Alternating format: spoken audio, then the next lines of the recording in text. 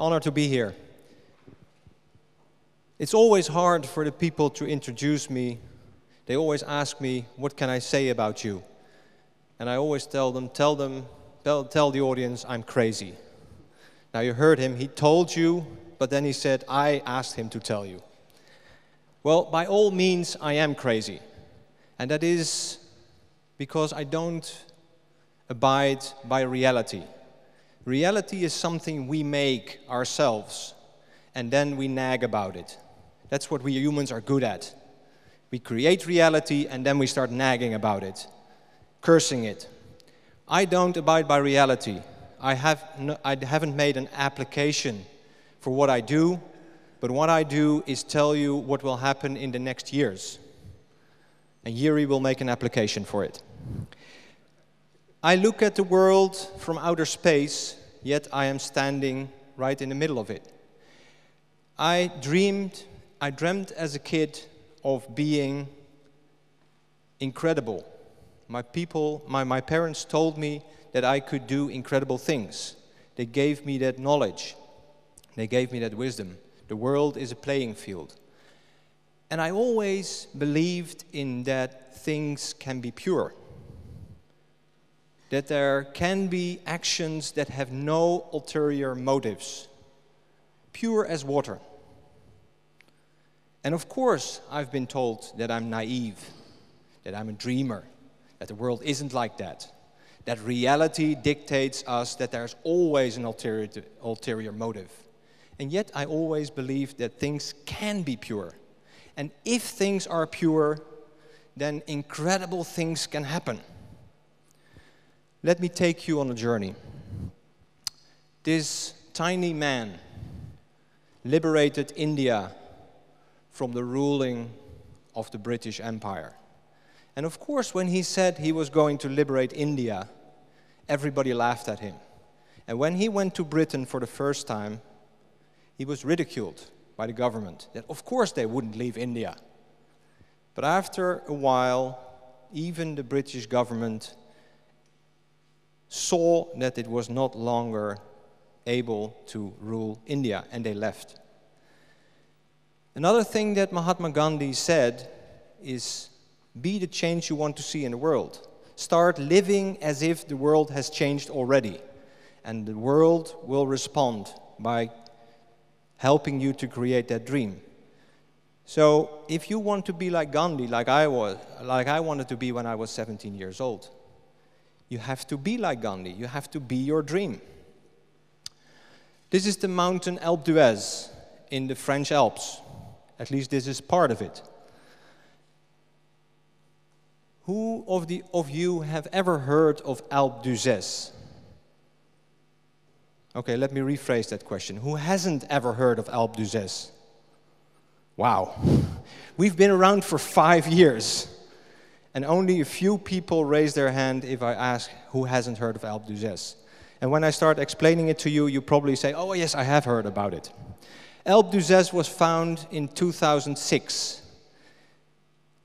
Two crazy people thought of the idea of going up that incredible steep climb 6 times in one day, overcoming 7,000 altitude meters. That means being on the bike for between 12 and 15 hours. Why do you do that? Well, I tell you, not because it's fun, because it isn't. Even if you're well trained like I'm now, 3 times is the maximum you can take. After that, it is agonizingly painful, excruciatingly painful. Why do you continue? Because there are people that would love to sit on your bike, that would love to do what you're doing, but are not able because they are treated for cancer, or they have died of cancer, or they are fighting the disease. We climbed that mountain 6 times in one day to raise money for the cancer research. Now, of course, that's a crazy idea. And Einstein said, if an idea is not crazy to start, there's no hope for it. So he was, in fact, our first fan. Post-mortem, he said, I like this idea. In 2006, 66 people participated. 66 people who were crazy enough to undertake the impossible, because it was considered impossible by every realistic person, including people like Henny Kuiper, Eddy Merckx, Peter Winne, people who have climbed that mountain over and over. They said it's impossible to do it 6 times in one day. So these crazy people undertook the impossible, and they succeeded. Not because they're so well trained, but because their motivation, their inner drive to do something impossible for people who are fighting an impossible disease was tangible. So that's why they kept on cycling. People like Bas Mulder. Bas, being 20 years of age, was struck by non-Hodgkin lymphoma, an incurable form of blood cancer. And Bas was treated in 2006. He cycled in 2007 after having chemo 3 months, till 3 months before the event. He cycled 5 times. And he came back in 2006, and this time he cycled for other people that were fighting. They were still fighting, and he cycled 6 times. In 2008, the disease returned, and at the age of 22, he had to fight it for the 2nd time. But he did. He had a stem cell transplantation, and he was cured again. And 5 months after his stem cell transplantation, he cycled up the Alpe d'Huez 4 times. Again, the disease returned in the autumn of 2009. Again, he was treated, but this time the cancer was too aggressive, and all the treatments couldn't stop the disease from progressing. And in November 2009, he was given up by his doctors. He got the news, "Bas, I'm sorry, we tried everything, we can't do anything anymore." And at that moment, I talked to Bas, and I said, "What are you going to do?" Anticipating that he would say, "I'm going home to die." He said, "No, I'm going to write history. I'm going to show this disease how strong I am. The doctors can't do anything, but now I can. I will survive. I will show other people that there's always hope if you have it in your guts." That's why the event grew. With 66 in 2006, last year we had 2,700 people. With 350,000 euros the first year, last year we raised 12.1 million euros.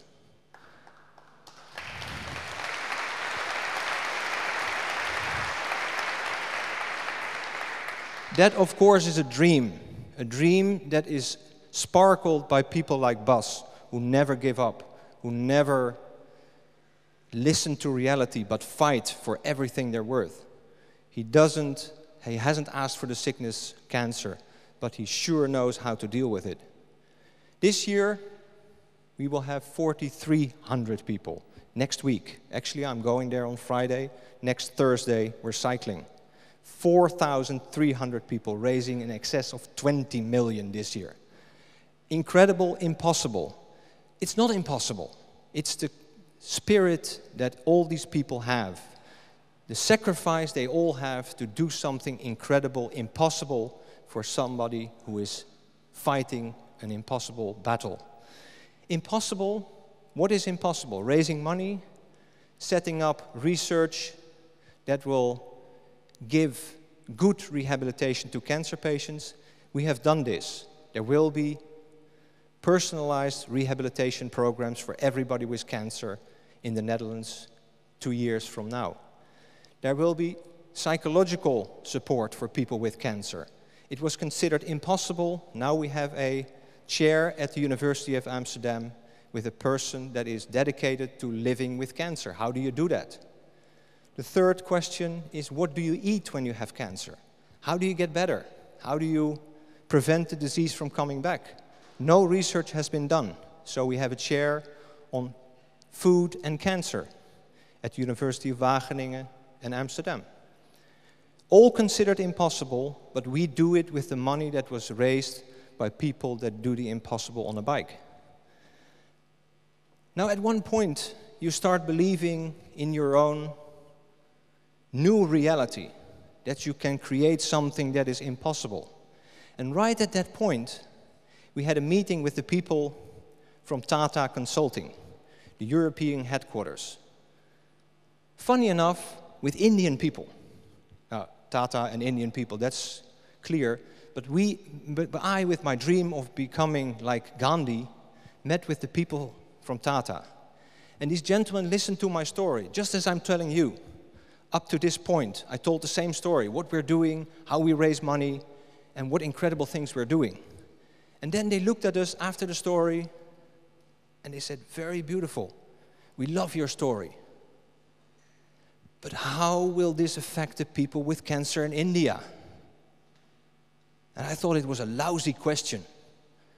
How can you ask that of me? I'm doing all I can. It's not realistic to ask of me that I do something for the people in India as well. I have my hands full taking care of the people with cancer in the Netherlands. And yet it was a very good question. And it was a very, very justified question, because we are living in a very good, organized society. In India, people die when they get cancer. They don't even get basic treatment, which will cost $16 a day. They don't have that kind of money, so they die. And not only in India, but in Africa and in other parts of the world too. So the question was justified. The only thing is I didn't have an answer. But the answer came soon enough when I started asking myself, do I have to take care of the people with cancer in India as well? And of course, the answer is yes, because it's so incredibly unrealistic. But Gandhi didn't ask himself, is it realistic to kick the English out? So we came up with a new foundation, Inspire to Live. This will take care of not only cancer, but everything that is not justice. We will inspire people to take care of their own reality. Our main program is Understanding Life. And mind you, when I started asking scientists, well-known scientists, how long will it take you and your community to make sure that cancer is a controllable disease like AIDS? How long will it take you to find the knowledge that can prevent people from dying? They said 50 years.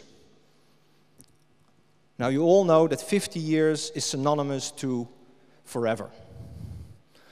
Because in the time of Nixon, it was 50 years, the war on cancer. And of the 40 years since Nixon said, I will take care of cancer, 40 years have passed and we have made little progress. We know a lot more, but yet we made little progress. Too little, because still a lot of people are dying. So we said, if 50 is realistic, we'll do it in 10. 10 years.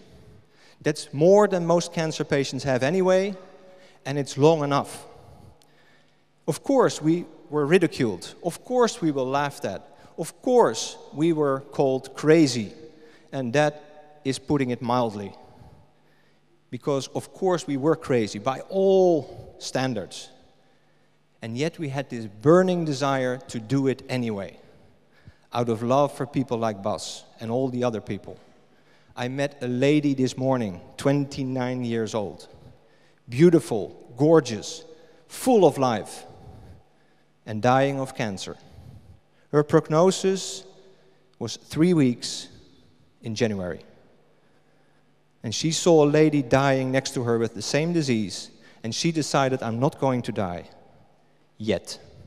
She meditated, she found her strength, she left the hospital, and next week she's going to ride the Alpe d'Huez with me. Unbelievable. If people like her can find that kind of strength, who are we to stick to reality and take 50 years? No way. Understanding Life took us to the greatest minds in our times. This is Professor Jim Watson. one of the best scientists of our time. He found the double helix structure of DNA. He is our Einstein. This guy is brilliant, 83 years old, and when we visited him, he told us, people, crazy as you may think it is possible. And you better hurry because I want to see it happen. He's 83, so I don't know if we have 10 years left. We met 7 Nobel laureates and 60, 70 other brilliant scientists. The best in the world. The absolute best in the field of biology, oncology, bioinformatics. And all of these people have pledged to us, yes, it's possible, and then a whole bunch of ifs. Of course, it's not going to be easy, because the answer, the solution is that we start sharing. The solution is that we take our ego out of the equation and start doing research for the benefit of the patients. That we share our knowledge, that we share our data, that we don't compete any longer, but we work together. A bit like making the atomic bomb in the Second World War.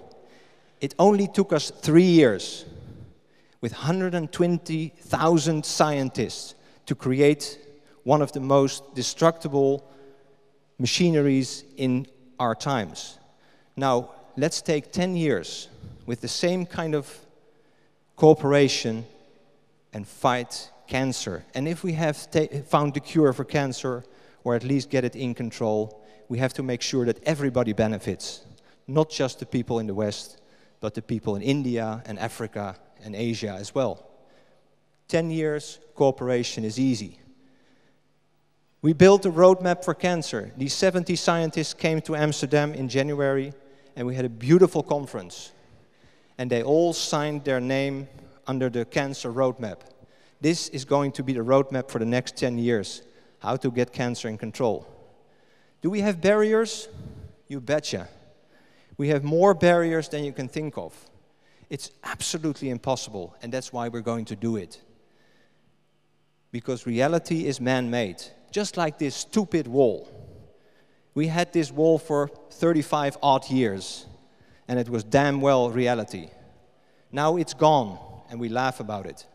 Let's take away some of the barriers that this little man, Bas Mulder, when he made the pledge to write history, his life expectancy was less than a month, November 2009. Bas was there in June 2010 when we climbed the Alpe d'Huez again. His body was almost gone, but his spirit was unbroken. And he climbed that mountain, and we climbed the mountain with him. Absolutely impossible, but his spirit was so incredibly strong. And of course he was going to survive. He just had to take a few barriers. Science would help him. He died September 9, 2010. That is, his body died. His spirit is unbroken. That's why next week 4,300 people are going to climb that mountain. That's why scientists around the world, together with corporations, together with governments, are going to do the impossible. Because a fool blows against the wind, but together we can change its direction. Thank you very much.